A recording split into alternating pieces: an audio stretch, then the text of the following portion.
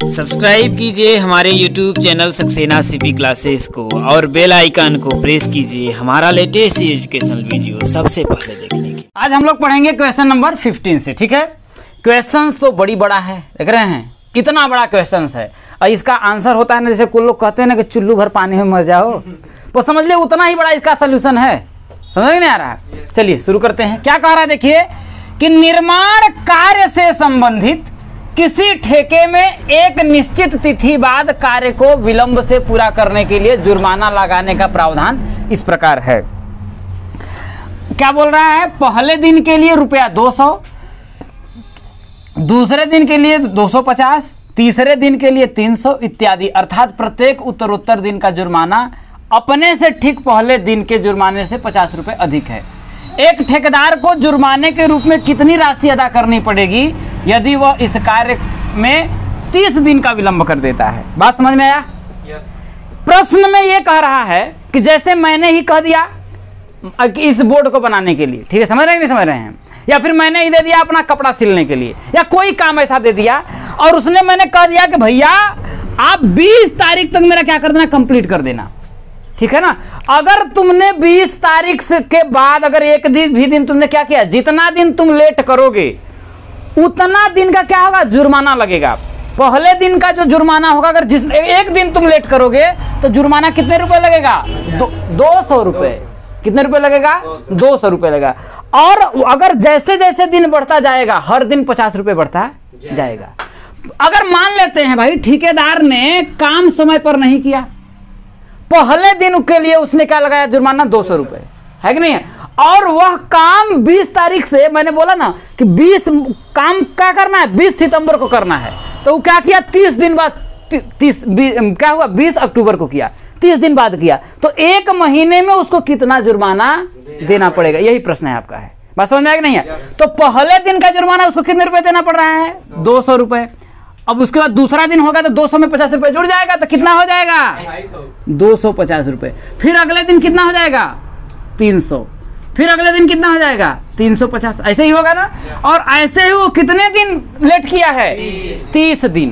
कितने दिन लेट किया है, 30 दिन के लिए लेट किया है। अब कह रहा है तो टोटल आपको जुर्माना बताना है। तो टोटल जुर्माना का मतलब क्या होगा, टोटल जोड़ करके हम बता देंगे। तो यहां से अगर हम देखें तो ए का मान क्या है आपका, 200 है।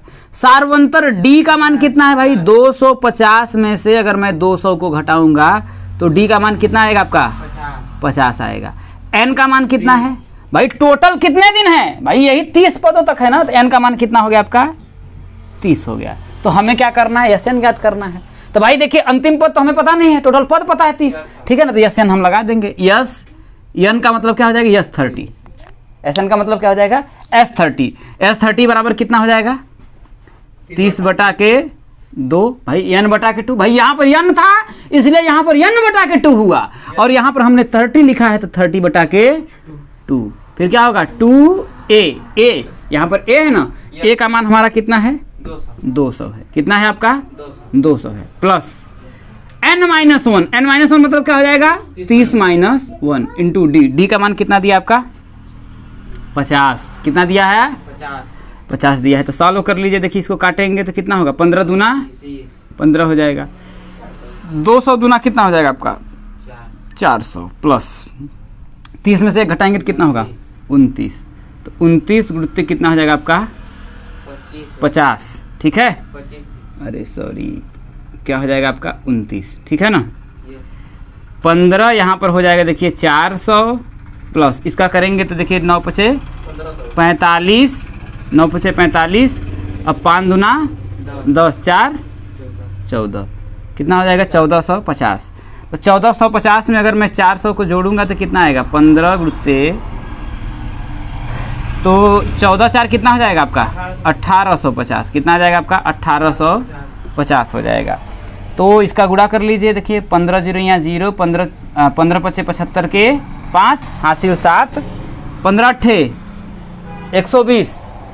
120 में अगर मैं 7 जोड़ूंगा तो कितना होगा, 127 के 7 हासिल कितना हो जाएगा, 12। 15 एक कम, 15 में 12 जोड़ोगे तो कितना होगा, 15 में 12 जोड़ोगे तो 22 होगा। वाह भाई वाह, 27 होगा। कितना हो जाएगा, 27,750 रुपए क्या करना पड़ेगा, उसको जुर्माना देना पड़ेगा।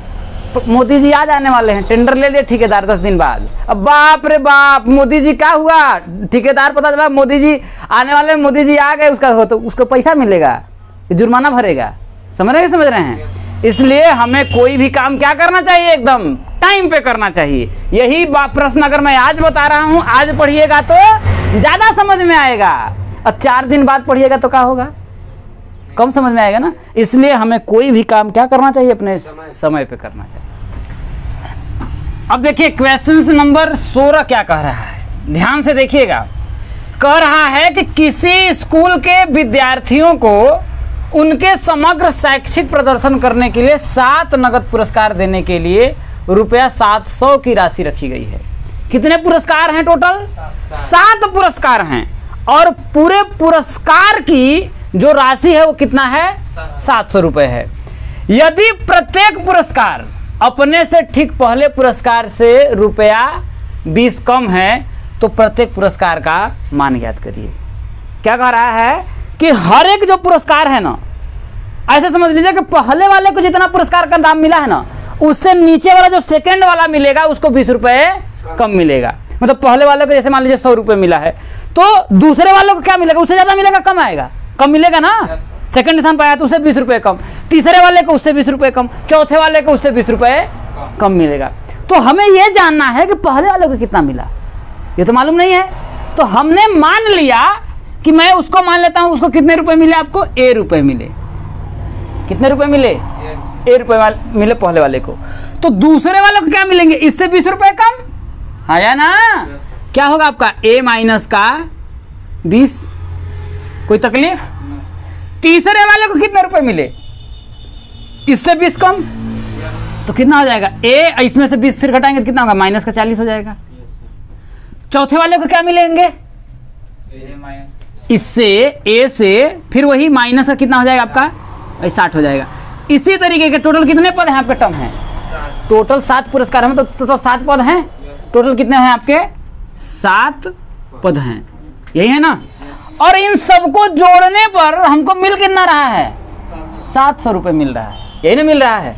बात समझ में नहीं आ रहा है, तो हम लिख लेंगे, देखिए मतलब A plus A minus 20 plus A minus 40 plus A minus 60, इन सबको ऐसे आपके 7 पद तक जब हम जोड़ रहे हैं तो इनका जो योगफल आ रहा है वो कितना आ रहा है, 700 आ रहा है।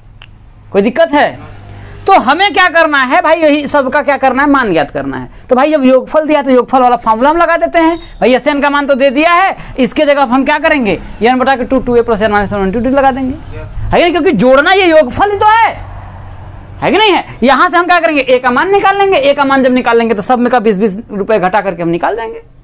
समझ में नहीं आया? तो हम क्या करेंगे, यहां से देखिए, अगर मुझे प्रथम पद की बात करें तो A का मान कितना दिया है आपका, देखिए भाई वही है, A ही दिया है कि नहीं, यहाँ पर A दे दिया। सार्वंतर देखिए यहाँ पर एक कैपिटल, इसको मैं लिख देता हूँ, ठीक है ना। सार्वंतर जो D है वो कितना है भाई, इसमें से मैं इसको घटाऊंगा, है कि नहीं, तो कितना आएगा, देखिए A माइनस का 20 में से मैं क्या करूंगा, माइनस के A को घटाऊंगा, इसी को ना घटाऊंगा। ऐसे ही तो सार्वंतर निकालते हैं। तो D का मान कितना आएगा आपका भैया, यहाँ से अगर मैं करूंगा तो देखिए आपका A माइनस का 20 माइनस का A, ये आपका इससे कट जाएगा, तो D का मान कितना आएगा आपका, माइनस 20 आ जाएगा। कोई दिक्कत? N का मान कितना है भैया, टोटल 7 पुरस्कार है ना, तो 7 ही पुरस्कार मैंने लिख दिया, टोटल 7 पद। N का मान कितना है आपका, 7 है। कोई तकलीफ है? तो 7 पदों का योगफल कितना हो जाएगा, देखिए यही वाला फॉर्मूला हमको लगाना पड़ेगा, यही वाला। तो 7 पदों का योगफल कितना हो जाएगा भाई SN, भाई इस तीनों का अगर योगफल करेंगे तो कितना हो जाएगा आपका, अरे बोलो, देखो यस 7 बराबर अगर हम करेंगे तो कितना हो जाएगा, देखिए 7 बटा के 2, ये ना हो जाएगा। इसके बाद 2A प्लस 7 माइनस 1 इंटू, यही होगा कि नहीं होगा, होगा। लेकिन यस 7 का जो मान दिया है 7 होगा ना, वो कितना दिया है, 700 दिया। तो क्या मैं इसके जगह पे 700 नहीं लिख सकता हूँ, अरे हाँ या ना, हो जाएगा। यहाँ हो जाएगा देखिए 7 बटा के 2 हो जाएगा। कोई तकलीफ है? अब 2 इंटू A का मान कितना दिया है आपका, A ही दिया है, ये A हो जाएगा। प्लस 7 में से घटाएंगे तो कितना होगा आपका, 6 इंटू D का मान कितना है, माइनस का 20 है। भाई 20 कम कम हो रहा है तो वही तो माइनस का 20 ही ना होगा। अब क्या होगा देखिए, ये 7 से तो ही कट जाएगा, 100 सते 700, कट गया कि नहीं कट गया?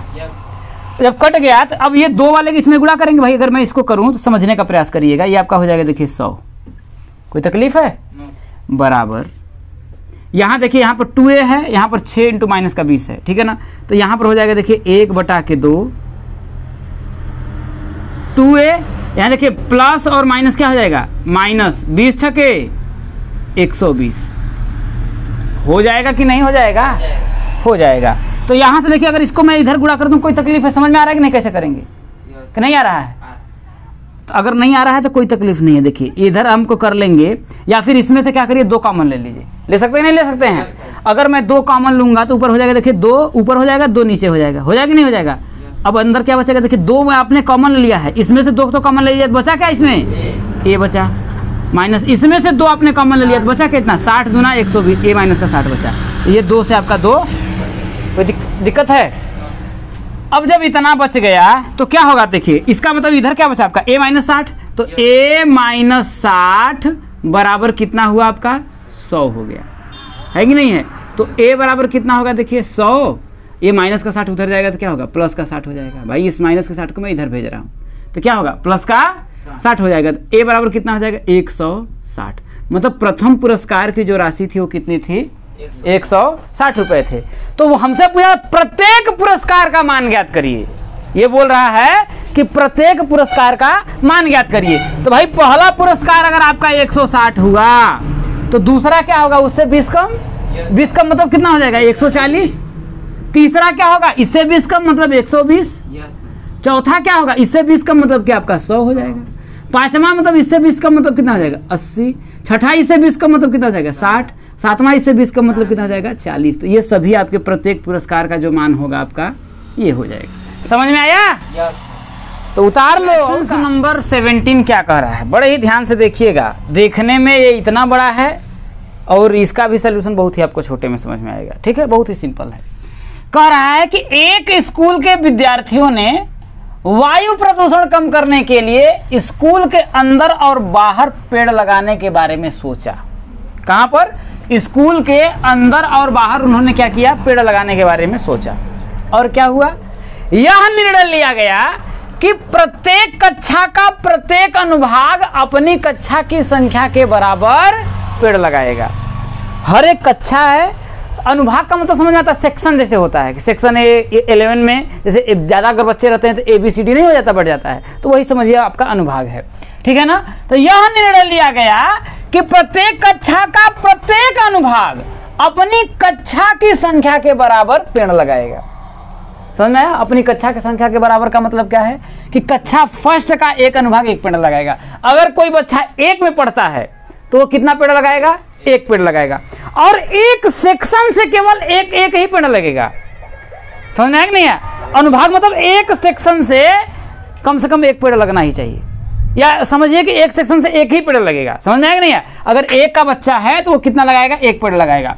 अगर कक्षा 2 का एक अनुभाग 2 पेड़ लगाएगा, मतलब कि अगर 2 सेक्शन का बच्चा है, मतलब कि क्लास 2 में पढ़ने वाला बच्चा है, तो प्रत्येक अनुभाग से क्या होगा, 2 पेड़ लगेगा।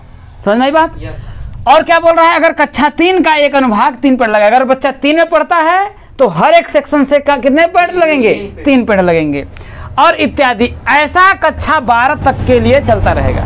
और यही काम कितने तक चलेगा, कक्षा 12 तक के बच्चे करेंगे। और कहा प्रत्येक कक्षा के 3 अनुभाग है, मतलब हर एक कक्षा में कितने सेक्शन है, 3 सेक्शन है। कितने सेक्शन है, 3 सेक्शन है।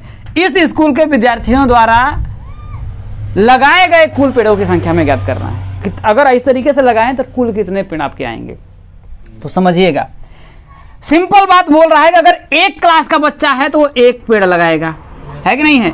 2 क्लास का बच्चा है तो वो 2 पेड़ लगाएगा। मतलब हम जोड़ दे रहे हैं, कुल पेड़ों की संख्या मतलब जोड़ते चले जाएंगे। 1 क्लास का बच्चा है तो 1 पेड़ लगाएगा, 2 क्लास का बच्चा है तो वो 2 पेड़ लगाएगा, 3 क्लास का बच्चा है तो वो 3 पेड़ लगाएगा, 4 क्लास का बच्चा है तो वो 4 पेड़ लगाएगा। ऐसे ही आपके कितने पेड़ लगाए गए हैं, 12 तक। कितने आपके टोटल 12 क्लास तक के बच्चे लगा रहे हैं। लेकिन यहाँ पर हर एक सेक्शन में कितने बच्चे हैं, मतलब हर एक मतलब कक्षा में 3 सेक्शन है, तो हम 3 का गुणा कर देंगे। कोई तकलीफ है? तब तो हो जाएगा ना भाई, एक में 3 सेक्शन है तो एक का बच्चा 3 पेड़ लगाएगा।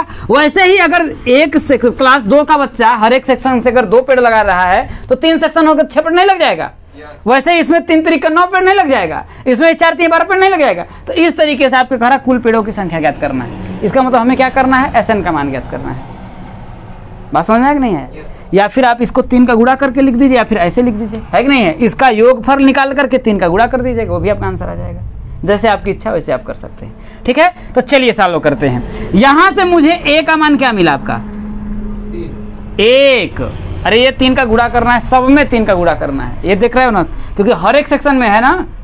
बात समझ में नहीं आया? तो A का मान आपका 1 आ गया। सार्वंतर D का मान कितना है आपका भैया? भाई 2 में से 1 घटाएंगे तो कितना आएगा आपका? भाई 2 माइनस का 1 बराबर कितना आएगा आपका? 1 आ जाएगा। और टोटल पद कितने हैं? N का मान कितना है आपका? 12 है।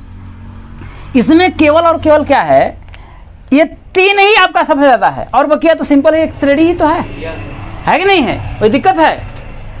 तो यहां पर आपका आ गया। तो भाई SN बराबर मतलब यस 12 पदों का योगफल हमको ज्ञात करना है। तो यस 12 बराबर कितना हो जाएगा? देखिए वही हो जाएगा 12/2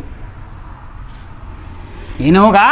N था तो N/2 हुआ, तो यहाँ पर 12/2, इसका 2A plus 12 minus 1 into D। तो यहाँ पर हो जाएगा, देखिए 12 में 2 का भाग देंगे तो कितना होगा? 6। इसका क्या होगा? 2A। तो 2A का मान कितना है आपका? 1 है, प्लस 12 में से घटाएंगे तो कितना होगा आपका? 11 गुणित D का मान कितना है आपका?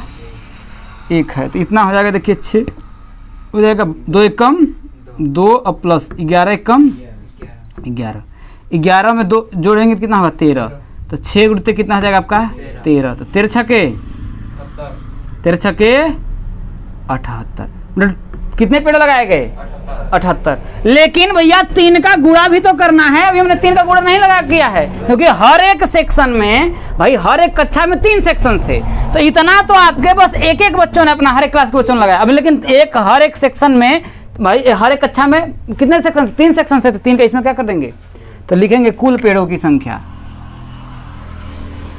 कुल पेड़ लगाए गए बराबर 3 गुणित कितना आया है आपका?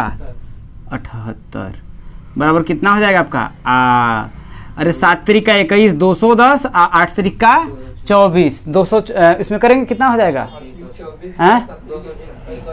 अरे यार 7 त्रिका 21, 210, 8 त्रिका 24, तो 10 20 30 36 हो जाएगा। अरे 34 200, तो टोटल 234 पेड़ लगाए गए। समझ में आया? क्वेश्चन नंबर 18 क्या कह रहा है, ध्यान से देखिएगा, ठीक है ना। कह रहा है, देखिए केंद्र A से प्रारंभ करते हुए बारी बारी से केंद्रों A और B को लेते हुए त्रिज्याओं 0.5 सेंटीमीटर, 1 सेंटीमीटर, 1.5 सेंटीमीटर, 2 सेंटीमीटर वाले उत्तरोत्तर अर्धवृत्तों को खींचकर एक सर्पिल बनाया गया है। मतलब एक ऐसे करके घेरा गया है। समझ रहे हैं कि नहीं समझ रहे हैं? बनाया गया है जैसा आकृति में आपका दिखाया गया है। 13 क्रमागत अर्धवृत्तों से बने इस सर्पिल की कुल लंबाई ज्ञात करिए। समझिए कि जैसे आपका ये मान लेता हूं, ठीक है ना, मैं रस्सी घुमा रहा हूं, मेरा काम क्या है? रस्सी घुमाना है। वैसे मैं कर रहा हूं, ये त्रिज्या वाला जो है मैं अगर बना रहा हूं तो इसकी जो त्रिज्या बोल रहा है 0.5 है। अब ये आधा ये बना है भाई, इस लाइन पे बना थी, आधा हुआ ना। फिर अगला मैं ऐसे करके क्या कर रहा हूँ, यहाँ पर मैं बढ़ा दे रहा हूँ ऐसे करके, तो इसकी जो त्रिज्या होगी अलग होगी ना, है कि नहीं है? तो इसकी त्रिज्या 1 है, तो ये होगा एक त्रिज्या ये वाला होगा, ये दूसरा हो गया, फिर तीसरा मैं घुमाऊंगा, ये तीसरा हो गया, फिर ये आपका चौथा हो गया, फिर ये आपका 5वां हो गया, फिर ऐसे आपका 6वां हो गया, ऐसे 7वां हो गया, ऐसे 8वां हो गया। तो इस तरीके से आपका क्या करा जा रहा है? सर्पिल बनाया जा रहा है। समझ में आया कि नहीं है? तो कह रहा है कि जो इससे बनाया गया ना, तो इसकी पूरी जो लंबाई आपको बताना है कि यहाँ से शुरू किया गया, तो ये रस्सी जो आपकी समझिए है ना, इसकी पूरी लंबाई 13 चक्कर घुमाने में कितना है? बात समझ में नहीं आया? तो पहले वाले चक्कर में अगर मैं इसकी त्रिज्या बता रहा है कितना है, देखिए 0.5 है। मतलब यहाँ से वाला जो वृत्त बनाया गया अर्धवृत्त, उसकी त्रिज्या कितनी है? 0.5 है। और दूसरा वाला जो बनाया गया है भाई, इसकी त्रिज्या तो बड़ी होगी ना इसके कंपेयर में। तो हर बार जो है ना, ये देखिए आधा सेंटीमीटर बढ़ती चली जा रही है कि नहीं? दूसरे वाले में 1 सेंटीमीटर, अब तीसरे वाले में कितना है? 1.5 है, चौथे वाले में 2 है। तो ऐसे ही कितना है आपका, कितना लिया गया टोटल? देखिए 13 क्रमागत अर्धवृत्तों से बनाया गया। मतलब इस तरीके से 13 तो आपको अर्धवृत्त बनाया गया। बात समझ में आया कि नहीं आया? तो कह रहा है तो बना इस सर्पिल की कुल लंबाई आपको ज्ञात करना है। सर्पिल की कुल लंबाई ज्ञात करने के लिए अगर हमको इसकी लंबाई ज्ञात करनी होगी तो हम क्या करेंगे, वृत्त की परिधि क्या होती है 2πr होती कि नहीं होती है। लेकिन अब भाई इतनी लंबाई ज्ञात करने के लिए हमें परिधि ज्ञात करना पड़ेगा ना, लेकिन ये तो आपका अर्धवृत्त है। तो अगर वृत्त की जो परिधि होती है, देखिए समझिएगा कि वृत्त की परिधि है ना, यहाँ पर थोड़ा नीचे लिखें, ठीक है ना। जैसे अगर हम बोले कि वृत्त की परिधि क्या होती है 2πr होती है। लेकिन अब भाई वृत्त की परिधि का अगर हमको पूरा माप निकालना हो तो भाई 2πr लगाएंगे, लेकिन ये तो यहाँ से आपका आधा है, इसके बाद तो उसकी लंबाई बढ़ गई है ना, है कि नहीं है। तो वृत्त की परिधि तो 2πr होती है, लेकिन ये हमें क्या करना है, यहाँ पर यहाँ से यहाँ तक अर्धवृत्त ही ना बन रहा है, जिसकी लंबाई हमने क्या माना है L1 माना है। तो वृत्त की परिधि 2πr है, तो अर्धवृत्त का करेंगे तो क्या होगा, अर्धवृत्त का अगर हम करेंगे तो अगर इसका पूरा है तो आधा हो जाएगा ना, अर्धवृत्त का आधा, तो क्या लिखेंगे 2πr बटा के 2 हो जाएगा। इसका मतलब अर्धवृत्त की परिधि क्या हो जाएगी πr होगी।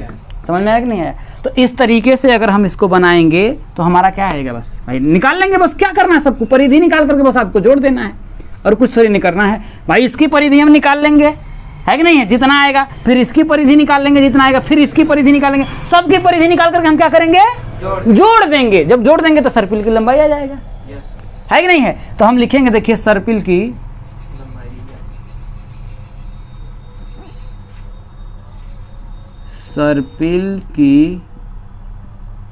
लंबाई बराबर, अब देखिए इसकी हर एक की त्रिज्या अलग अलग होगी कि नहीं होगी भाई। अगर ये इसकी R1 मान लेते हैं, इसकी R2 मानते हैं, इसकी R3 मानते हैं, इस तरीके से मान लेते हैं, तो भाई पहली इसकी जो अर्धवृत्त है इसकी त्रिज्या जो मान लेते हैं क्या है आपका, भाई परिधि निकालेंगे तो πr1 हो जाएगा नहीं होगा।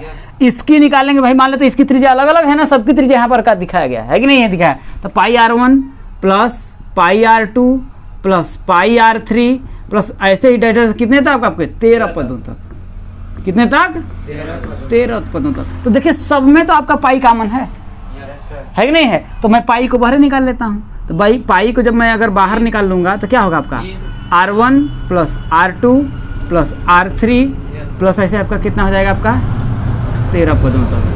तो सबकी त्रिज्या आपका अलग अलग है, तो ये हो जाएगा, देखिए पाई R1 का मान कितना है 0.5 प्लस आपका हो जाएगा 1 प्लस 1.5 प्लस ऐसे डाटा कितने आपके 13 पदों तक।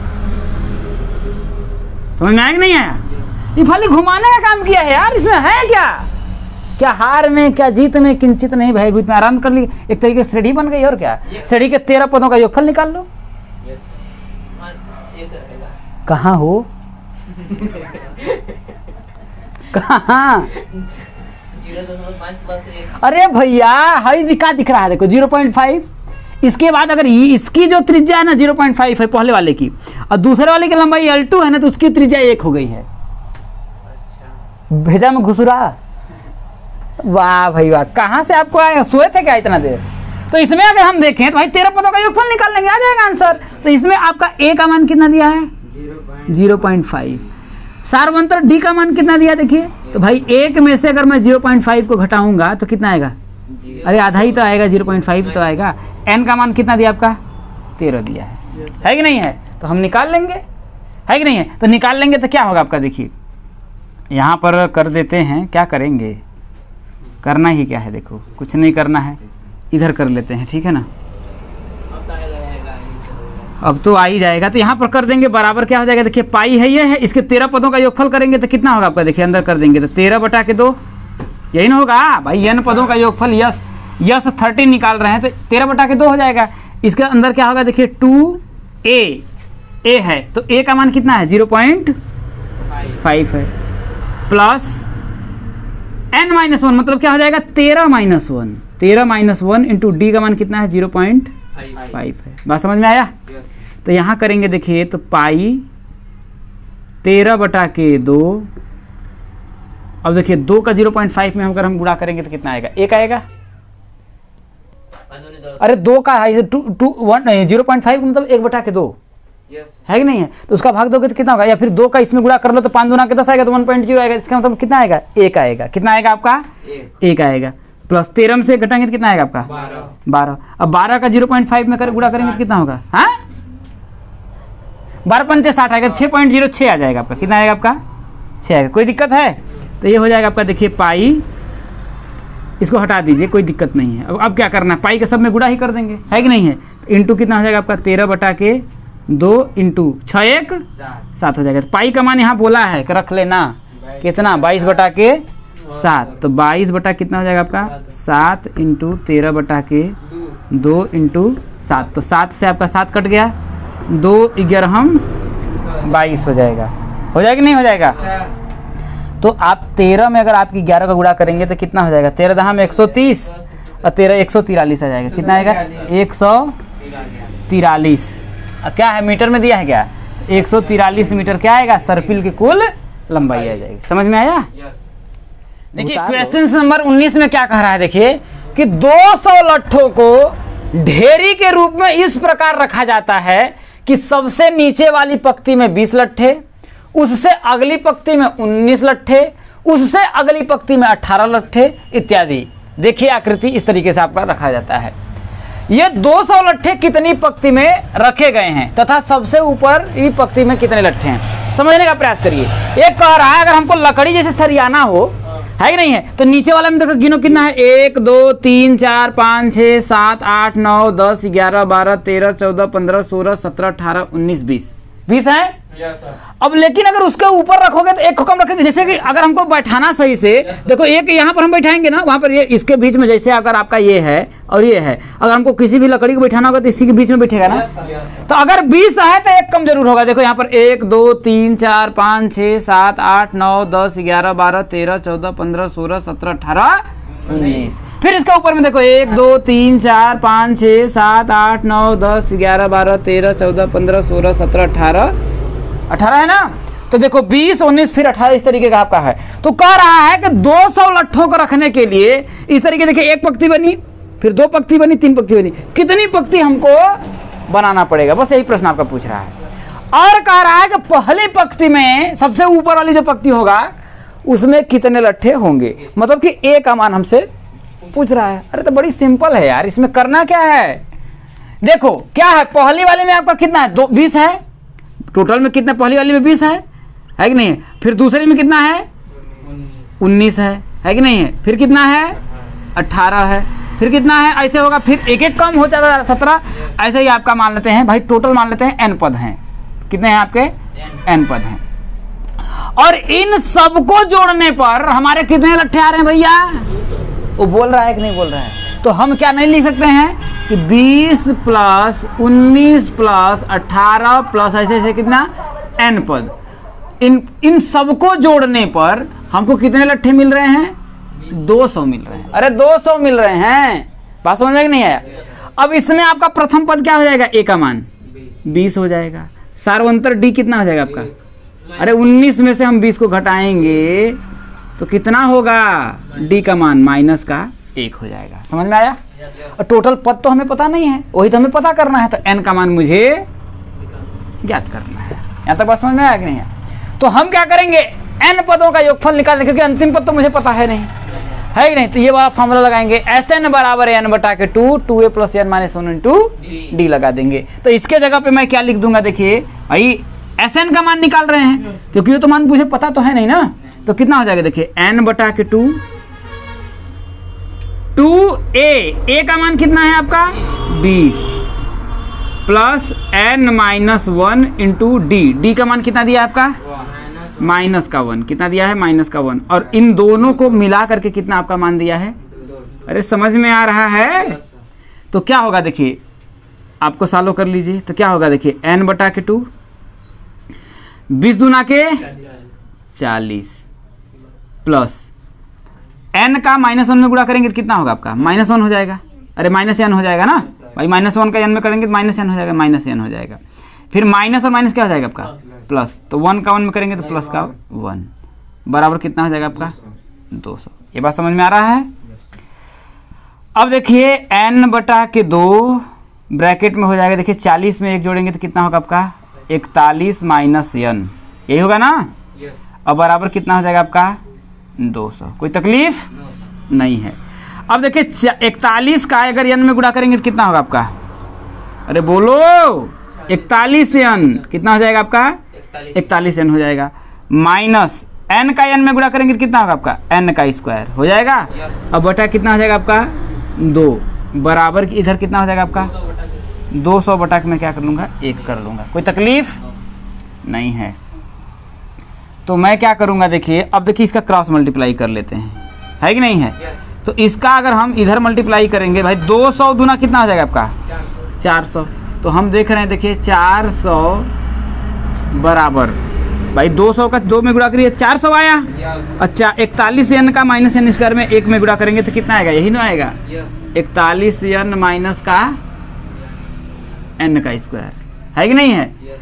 अब उस सब को क्या करिए आप इधर ला दीजिए तो कितना हो जाएगा देखिए, माइनस का n स्क्वायर को मैं क्या कर रहा हूँ इधर लाने का प्रयास करूंगा तो कितना आएगा, माइनस में है तो इधर आएगा प्लस में हो जाएगा ना। तो हो जाएगा प्लस का n स्क्वायर, ये 41 n प्लस में इधर आएगा तो माइनस का कितना हो जाएगा आपका 41 n और ये प्लस का 400 बराबर क्या हो जाएगा आपका 0। एक क्या होगा आपका द्विघात समीकरण बन गया। अब 400 को ऐसे दो भागों में आपको बांटना है कि गुणा करें तो आपको 400 आए और जोड़ें या घटाएं तो आपको 41 आए। क्या है, ऐसा कुछ दिख रहा है?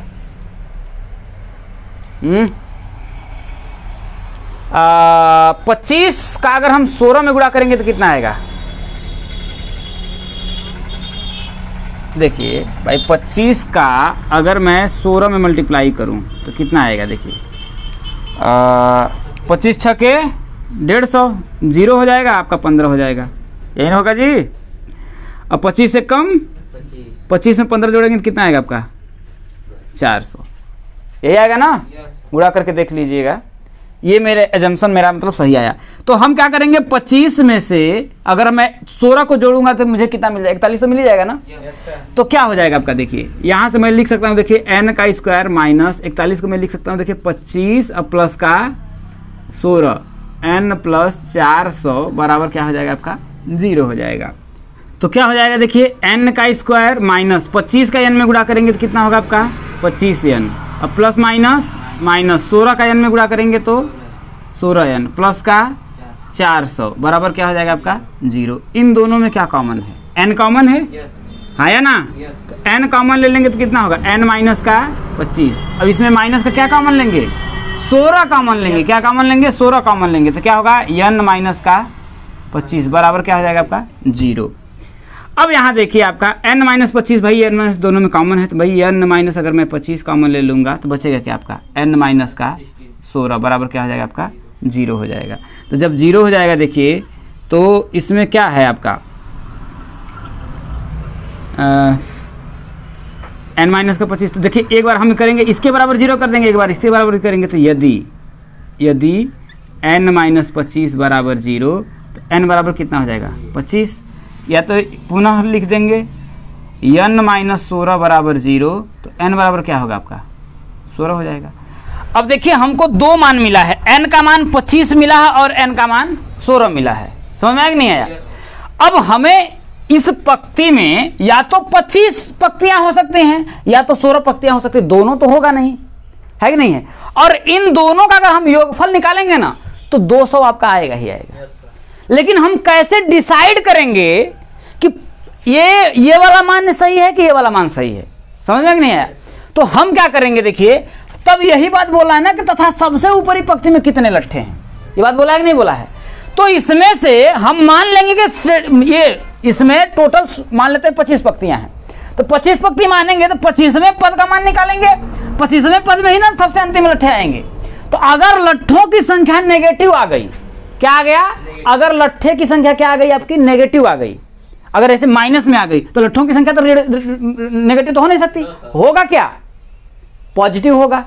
तो अगर इसको रखने पर अगर हमारा मान लेते हैं अगर हम सॉल्व करते हैं और उसका मान अगर हमारा ऋणात्मक आ जाता है तो क्या होगा, ये हमारा क्या हो जाएगा अमान्य हो जाएगा, तब ये वाला क्या हो जाएगा आपका मान्य हो जाएगा। तो जैसे मैं देखिए ये छोटा है ना, मैं इसी को लेता हूं, ठीक है ना। तो मैं मान लेता हूं कि इस पंक्ति में टोटल कितने हैं भाई 16 पंक्तियों में 200 लट्ठों का क्या किया गया है, सजाया गया है। तो 16वां पद ही क्या होगा, इसकी सबसे ऊपरी वाली पंक्ति होगी, है कि नहीं है। तो हम क्या करते हैं देखिए 16वां पद निकाल लेते हैं, 16वां पद या फिर इसके यहाँ आप लिख सकते हैं, देखिए सबसे ऊपरी पंक्ति में लट्ठों की संख्या, देखिए यहाँ पर लिख लीजिएगा सबसे ऊपरी पंक्ति में लट्ठों की संख्या बराबर 16वां पद। तो 16वां पद को अगर हम निकालेंगे तो इस फॉर्मूले से होगा, 16वां पद का मान नहीं तो हमको निकालना है। तो क्या होगा आपका, देखिए a plus 16 minus 1 into D हो जाएगा, हो जाएगा नहीं हो जाएगा। तो यहाँ करेंगे a का मान कितना है 20 और 16 में से घटाएंगे तो कितना होगा आपका 15 है कि नहीं है, इंटू डी का मान कितना दिया, माइनस का मान दिया है।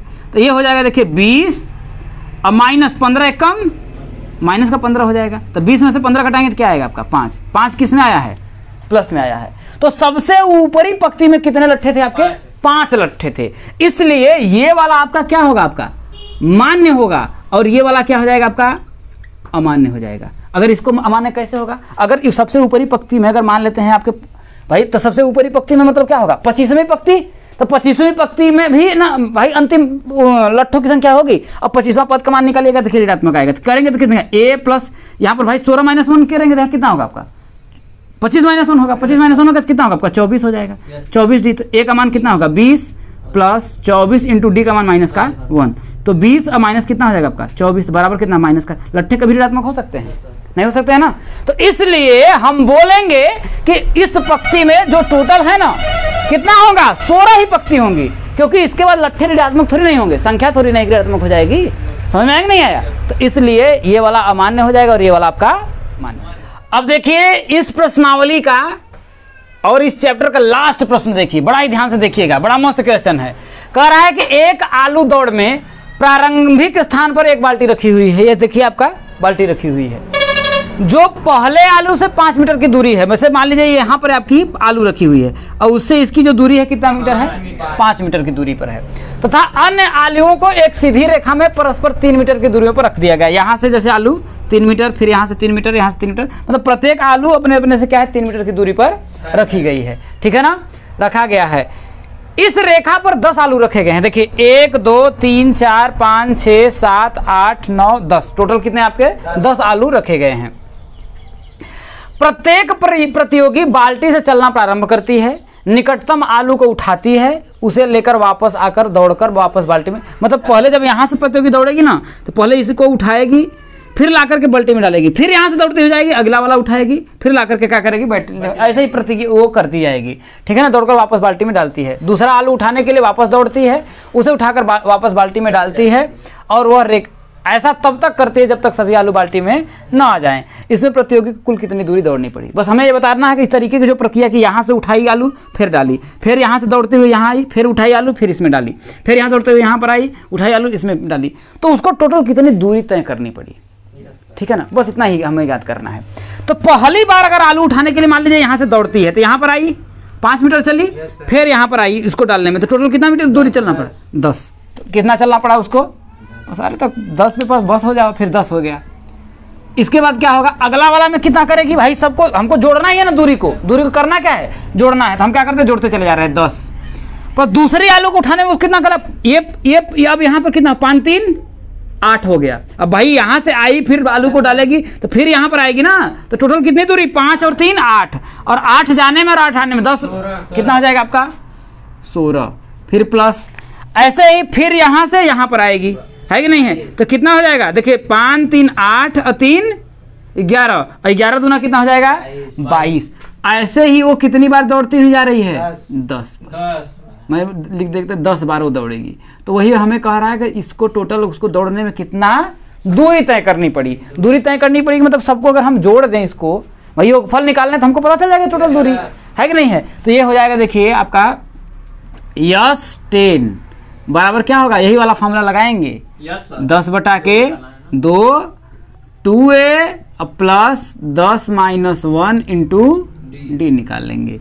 तो यहाँ पर हो जाएगा देखिए 10/2, तो 10/2 करेंगे तो कितना होगा आपका 5, इसके बाद 2 इंटू ए का मान क्या पर, यहाँ पर ए का मान आपका 10 है, सार्वंतर डी का मान कितना है 16 में से 10 घटाएंगे तो कितना आएगा आपका 6 आएगा, कितना आएगा आपका 6। तो इसका हो जाएगा देखिए आपका 10 प्लस 9 इंटू डी का मान कितना है भाई 22 में से 16 घटाइए तो कितना आएगा आपका 6 आएगा, कितना आएगा 6 ही ना आएगा। अब आ जाएगा देखिए 5, यहाँ हो जाएगा देखिए 10 दूना के 20, अब प्लस 9 6 के 54, आपका आ जाएगा देखिए 5 इंटू 54 में अगर हम 20 जोड़ेंगे तो कितना आ जाएगा 74 आएगा। और 74 पचे अरे 5 चौक अरे 7 पचे 35 350 5 चौके 20 370 कितना आ जाएगा आपका 370 मीटर। वो क्या की यहाँ से इस पूरे आलू को उठाने में उसको क्या करना पड़ा दूरी तय करना पड़ा 370 मीटर की दूरी उसको तय करना पड़ा।